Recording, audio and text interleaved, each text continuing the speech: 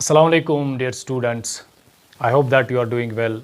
So till now we have completed two poems. One is Faiz Ahmad Faiz's Speak Up and second is G.M. Mahjoor's Prayer.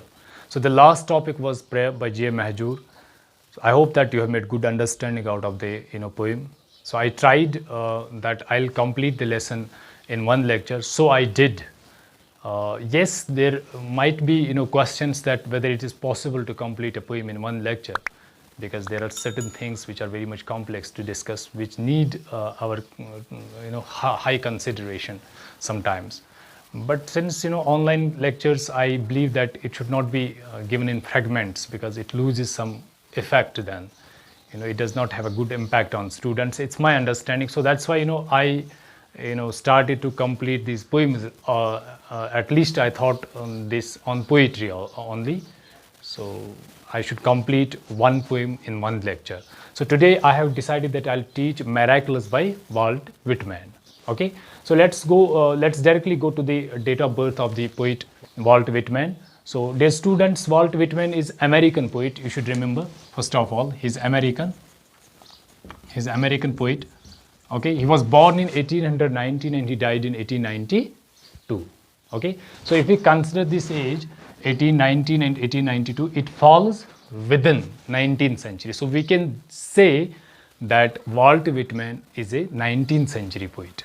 Okay, 19th century poet.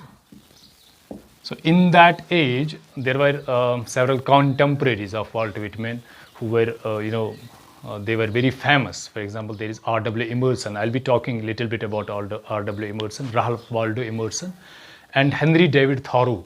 So one of the famous, writers in America. These are the three: Walt Whitman, R.W. Emerson. He's called the transcendentalist poet.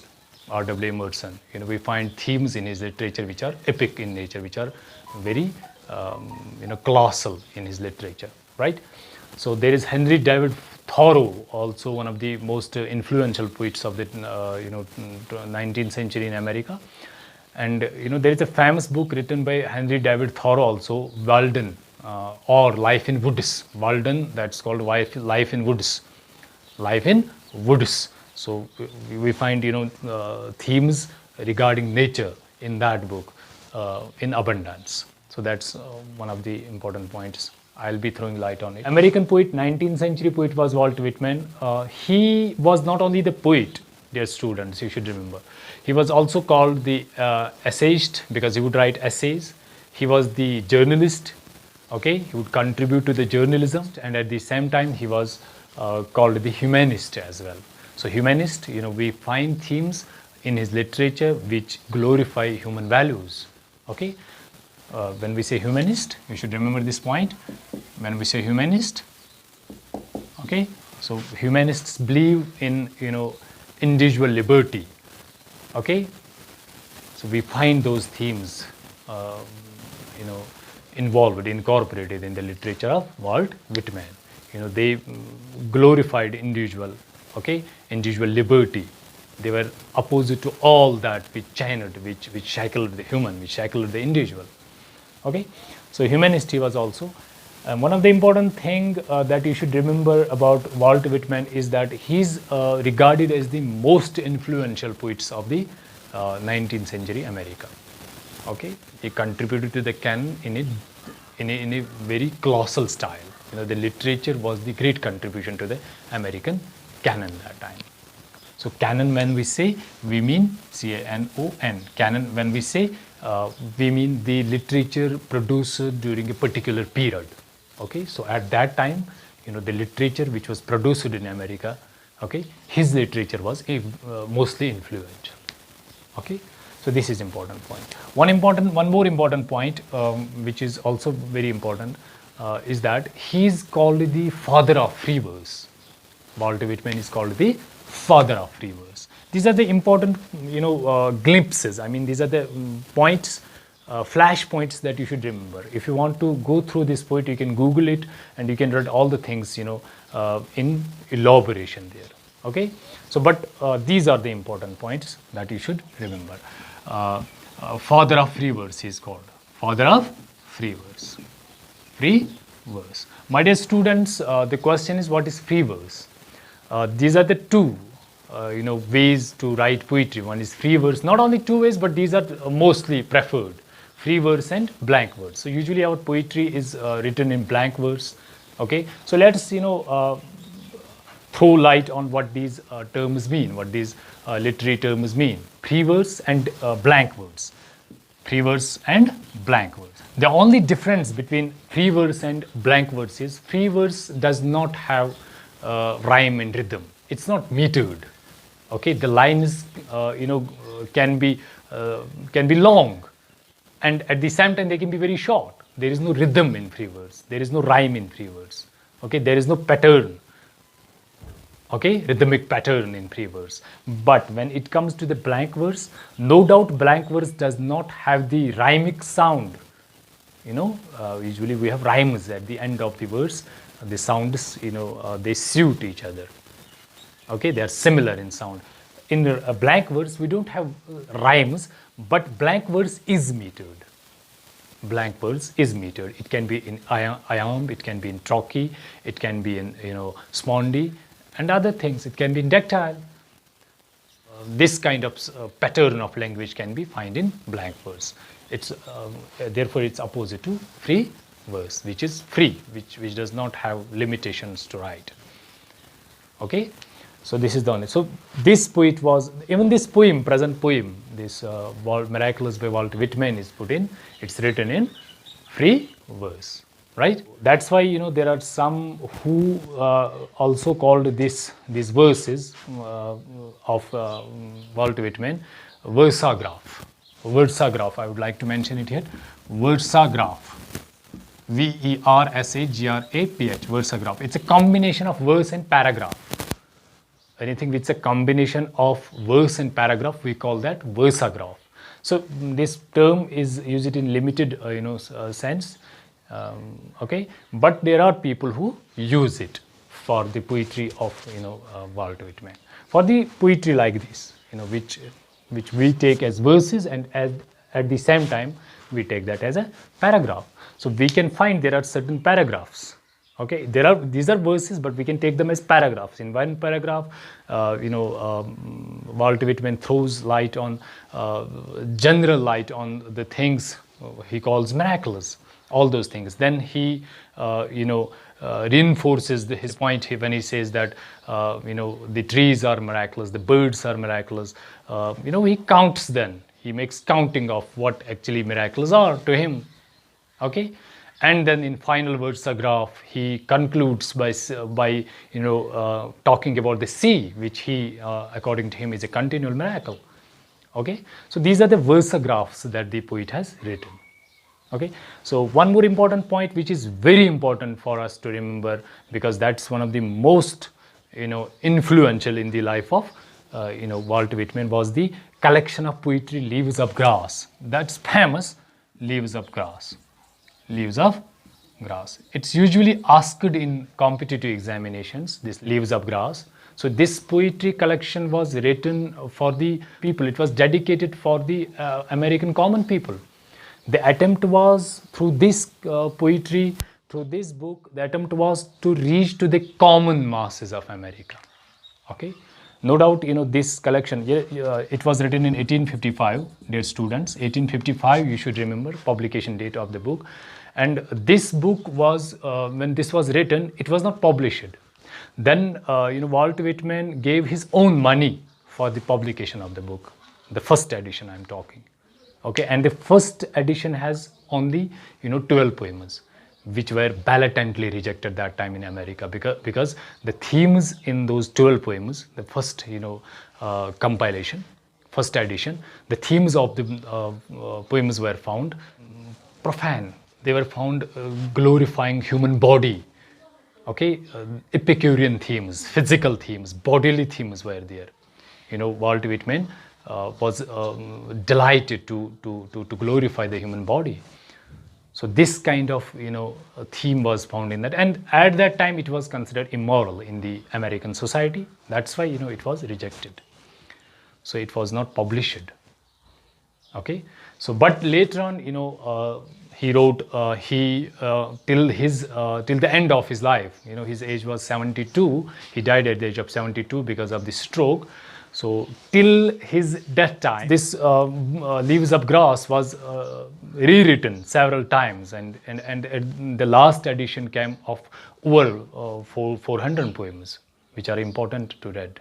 There are several poems which are important to read in that anthology, so that you should remember.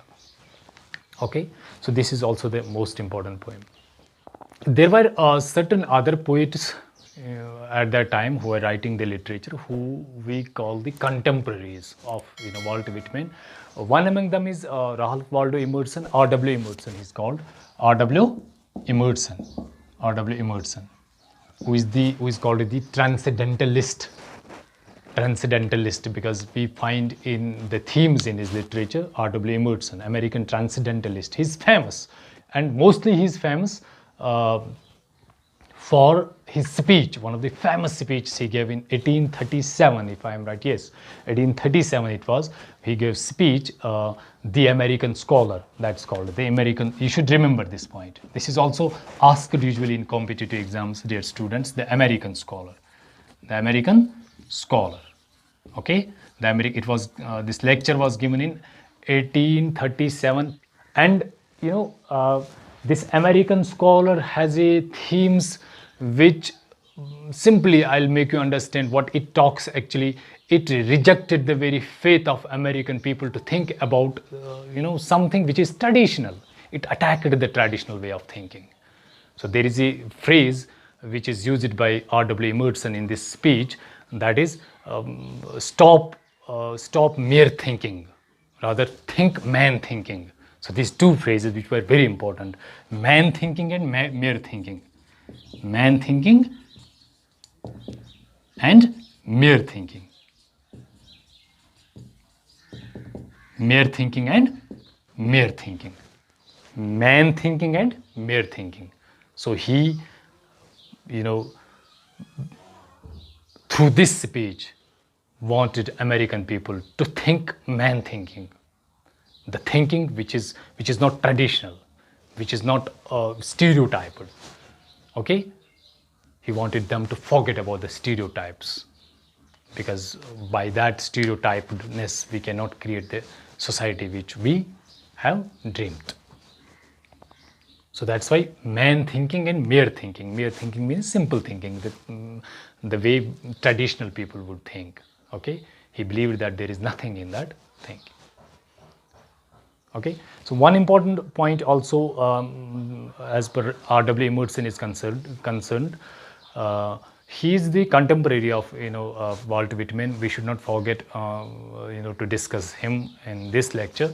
So that's why I'm throwing a little bit light on some points. One important point is that he wrote the Oversoul, the nature, one of the essays, and Oversoul, the Oversoul. Okay. I remember one of the famous, quotes, some lines when R.W. Emerson defines soul, human soul. He uses the word, strong words to define it. He says, to quote him, he says, "My words does not carry its august sense to define soul. The best way to define is to live your lives." So it's not possible that we can define the soul. So Emerson defines it: my words does not carry its august sense, strong sense to define soul. The best way to define is to live your lives. This is the definition of, R.W. Emerson when he defines soul. And this similar kind of, the similar way, Allama Iqbal, the Shair-e Mashriq who is called, okay, the poet of East. And you should remember this point, my dear students, that R.W. Emerson was called Allama Iqbal of the West. Okay, so this is very important point. You should also remember, because we find themes which resemble, which coincide when we read the literature of R.W. Emerson and Allama Iqbal. Allama Iqbal uses a similar kind of words in Urdu. Okay, my words does not carry its august sense to define soul. The best way to define is to live your lives. Okay, this is important. You should remember. I talked one more poet which is contemporary, Henry David Thoreau. So he goes the credit of writing Walden, W-A-L-D-E-N, Walden. Walden. He goes the credit in writing Walden, and it's also called Life in Woods. Life in Woods. This is the book written by Henry David Thoreau. He was also the contemporary of these writers of these times, right? One more important point that we should remember, as per the times of these writers were concerned, is that there was a American Civil War that took place. So the period of the Civil War was 1861. Yes, it was 1861 and it ended in 1865. So it was a 5-year time span that took place this Civil War to complete. So it was for 5 long years, this Civil War in America. So this was actually the very controversy that happened that time over the enslavement of the black people in America. So then it was, yes, if I am right, it was Abraham Lincoln, the 16th president of America, who was at the helm of affairs then. Okay, so he was in fact assassinated in 1865. He was assassinated in 1865 then, Abraham Lincoln. So this kind of, these kind of themes regarding these wars, Civil War of America, we find in the literature of these poets if we, elucidate the readings of these poets. Okay, so I hope that you have understood these points. So let's go through the poem Miracles by Walt Whitman. The students, as I already said, that these verses are also called versagraph because we can find both mixture of verse and paragraph in these free verses of Walt Whitman. The poem Miracles begins with question and ends in question. It's a rhetoric. It has an answer in itself. Okay, it's persuasive. When the writer says why, who makes much of. When we say makes much of, it's a phrase. When we say makes much of, it means excited. Walt Whitman questions why we should not. It does not mean why people are excited. So when the statement is made in rhetoric, okay, it's done here. It's put in rhetorically here. Okay, it involves answer in itself. Okay, apparently it is why, who makes much of a miracle. Why some people are excited with the miracles, that miracles do happen. Okay, rather it means miracle is not something which is an excitement for us. It's not an excitement for us. Okay, it's not the case that some supernatural thing has happened, some wonder has taken place. Okay, the first line is very important. The writer, the poet questions. He puts the rhetoric statement here. Why? Who makes much of? You should remember, makes much of means excited, delighted. Why? Who makes much of a miracle? Why is it that people, are excited with the miracles? As to me, I know of nothing else but miracles. For me, I know nothing. Whatever I know, whatever I see, okay, they are miracles for me. This is Walt Whitman. He believes that whatever he sees miracles. He does not see anything beyond miracles. Okay? So the usual way of a miracle is that it happens seldom. It occurs seldom. It occurs sudden.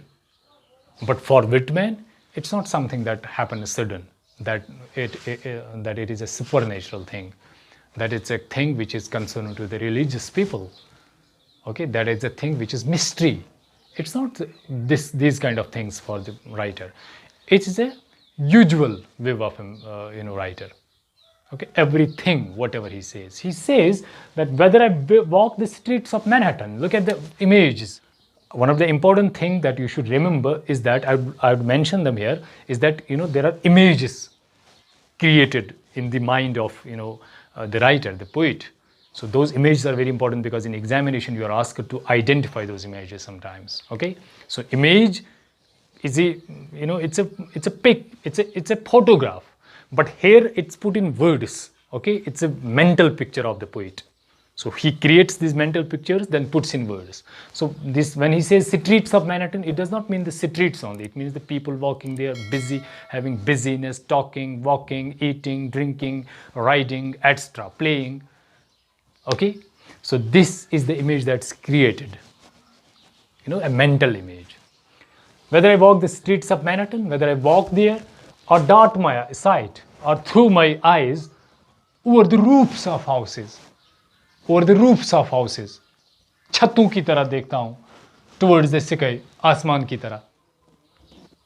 Okay, I find miraculous. These roofs, these roof towers, these sky, blue sky, these clouds, milky clouds, these all are for me nothing but miraculous. Okay, so this roofs of houses towards the sky, this is also the image, are wade with naked feet.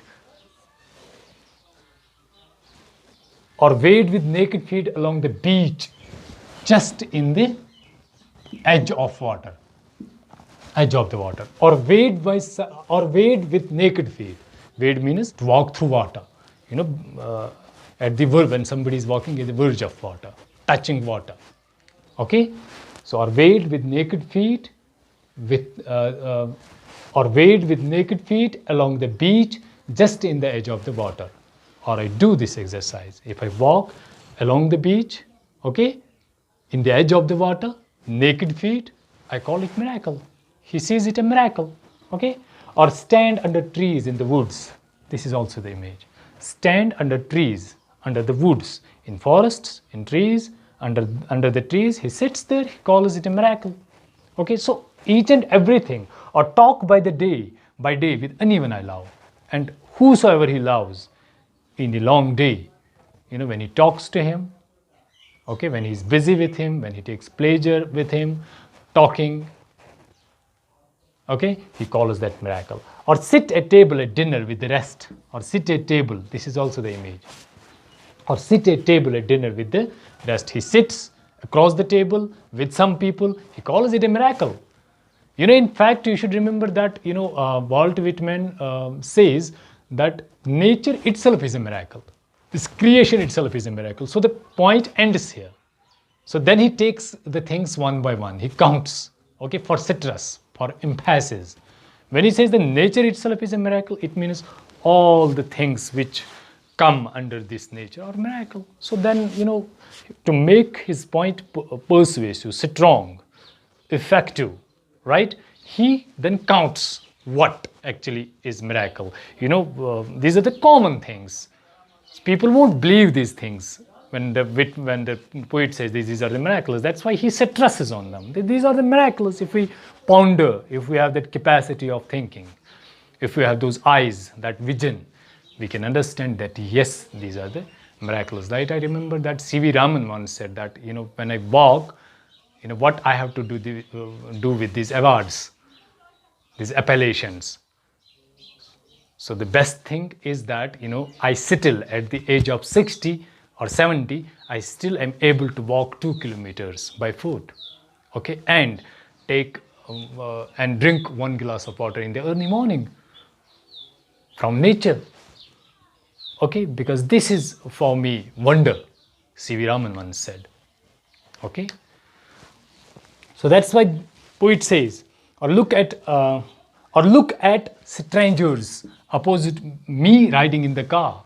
If he sees strangers riding opposite him in the car, okay, he calls that a miracle. Or watch honeybees. Look at, he then shifts to nature. Or watch honeybees busy around the hive on a summer forenoon. So when he sees the activity of the honeybees in the summer forenoon, he calls that a miracle. Okay. So it's not something strange for the poet. For the people like us, it's strange. We can question that how it's miracle, but the poet does not question. He sees it a miracle. Or animal is feeding in the fields. This is also the image. Or animal is feeding in the fields. When he sees animal is, lot of animal is feeding in the fields, he calls that miracle. Or the wonderfulness of the sundown. When the sun goes, when the sun dies, he talks about the dusk time when the sun is at the horizon. Okay, So the readiness of the environment there, atmosphere there, environment there, the readiness of the environment there. He calls that readiness. He calls that wonderfulness of the sundown, or the stars shining so quiet and bright. Okay, the stars in the night shining so quiet and bright. He calls that a miracle. So this is straightforward, my dear students. Or the exquisite, delicate, thin curve of the moon. Okay. The thin curve of the moon at the very beginning of the month, when there is a thin curve of the moon, seen to us. Crescent, the thin curve of the moon, right? It can be that very curve, or the overall, round-shaped curve of the moon. So he calls that a miracle, right? Exquisite, clear, delicate, thin curve of the moon in spring. These with the rest, and then he repeats the things. These with the rest, these all with the rest, one and all, are to me miraculous. These are all the miraculous to me. Okay? The whole referring, yet each distinct in its place. The whole referring, whatever he has referred, each distinct in its place. They are distinct, they are different from each other. Okay? Each distinct in its place. To me, every hour of the light and dark is a miracle. For him, every hour, har ek ghanta of the day and night is a miracle for him. Means the time he spends, every hour he counts, he fragments it. He says every hour of it is a miracle for me. Every cubic inch of a space is a miracle. Every cubic inch. Look at, why to, he could have said that the space is a miracle. But to fragment it, to say every cubic inch, he lends some kind of vehemence. This is the majesty of the words that the poets use. Okay? So every cubic inch of a space is a miracle. Every square yard swarms with the same, he writes. Every square yards swarms with the same. Every square yard. Okay? Yard is also a measuring rod. So every square yard is a miracle to me. Right? Every foot of the interior swarms with the same. Every foot of the interior. So interior he calls whatever lies beneath the earth, in the earth, under the earth. Okay? He calls all that miracle. So then there are a few more lines, my dear students. I would like to read those lines, which are straightforward very. Actually, the poet here talks about the sea. समंदर के बारे में बात करता है, and he calls it a continual miracle. Like he says, to me the sea is a continual miracle. To me the sea is a continual miracle. And then he, introduces what he calls in sea miracle. Then he gives introduction about the things which are in the miracle, which are in the sea. For example, he says, the fishes that swim, the rocks, they're in the sea, the motion of the waves, the ships with men in them, right? What stranger miracles are there? So it ends with the rhetoric. It begins with the rhetoric, it ends with the rhetoric. It means what stranger miracles are there? They are not the strange. Miracles are not the strange things for me. They're not the supernatural elements for me. They do not happen to me all of a sudden. So this poem discusses all the things, and the poet calls all those things, common things, as a miracle. This, he says that, the usual view of a miracle is that it seldom takes place, it seldom happens. But for Walt Whitman, it does not happen seldom. It's not a supernatural thing. It's not a supranormal thing. For him, it's a normal thing. Miracle is a normal thing. Each and everything that is in this nature, that's in the universe, is a miracle to the poet. Dear students, I hope that you have understood these points, this poem in fact, very well. So it's not something difficult, okay? You can make a good sense out of it if you go through. The vocabulary is not too, difficult, okay? So, but one thing which is very important is that, the background of the poet, okay? So the points which I made at the beginning of my lecture, they are very important to remember. Okay, you can go through these points, then you can Google it, you can read it from the book, you can consult some books. Okay, you'll come to know a lot of things about these writers, especially the three writers: R.W. Emerson, Ralph Waldo Emerson he's called, and Henry David Thoreau, H.D. Thoreau he's called, and this Walt Whitman. Hope that you have understood all these things. If there are certain things, I'll be analyzing the poem. There will be analysis that will be in the description box. Go through that analysis. You will find all the things clear there. Okay. I wish you all the best. Thank you.